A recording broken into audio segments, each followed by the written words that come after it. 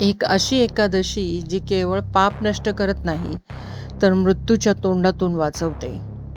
आज मी तुम्हाला सांगणार आहे एक अशी कथा, ज्यात स्वतः भगवान विष्णूंनी आपल्या भक्ताला वाचवलं आणि त्यांचं आयुष्य बदलून पण टाकलं. ही आहे वरुथिनी एकादशीची कथा, जी चैत्र महिन्यात येते आणि या दिवशी भगवान विष्णूंच्या वामन अवताराची पूजा केली जाते. पण या एकादशीची खरी शक्ती काय आहे?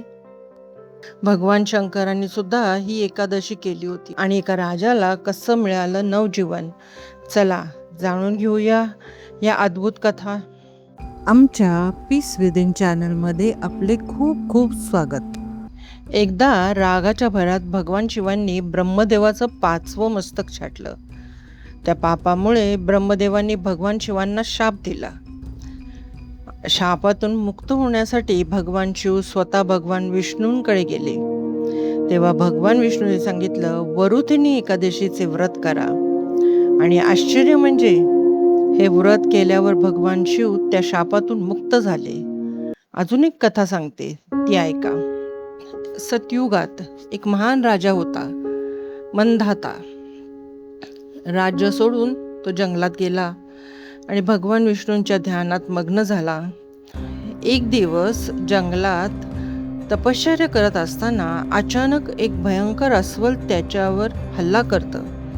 त्या अस्वलाने त्याचा पाय चावायला सुरुवात केली. पण तुम्हाला माहीत आहे का, राजाने प्रतिकारच केला नाही. तो शांत बसून तर भगवान विष्णूंची प्रार्थना करत राहिला. पुढे काय झालं माहीत आहे का? भक्ताची आर्त हाक ऐकून भगवान विष्णू गरुडावर बसून तिथे प्रकट झाले. एका क्षणात त्यांनी सुदर्शन चक्राने त्या अस्वलाला दूर केलं आणि राजाचा जीव वाचवला.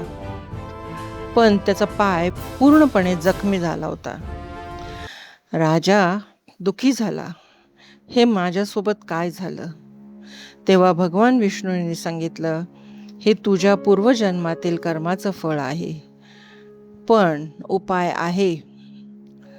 भगवान विष्णूंनी सांगितलं, वरुथिनी एकादशीचं व्रत कर, सर्व नियम पाळ आणि माझी भक्ती कर. राजाने तसंच केलं. शेवटी काय झालं ते तुम्हाला धक्का देईन. जे घडलं ते चमत्कारापेक्षा कमी नव्हतं. त्याचा जखमी पाय पूर्णपणे बरा झाला आणि त्याची सर्व पाप नष्ट झाले. ही एकादशी आपल्याला शिकवते संयम, श्रद्धा आणि भगवानावर पूर्ण विश्वास.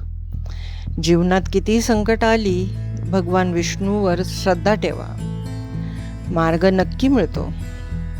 काय करायला पाहिजे वरुथिनी एकादशीच्या दिवशी? या दिवशी उपवास करा, भगवान विष्णूंची पूजा करा, वामन अवताराचं स्मरण करा, दानधर्म करा.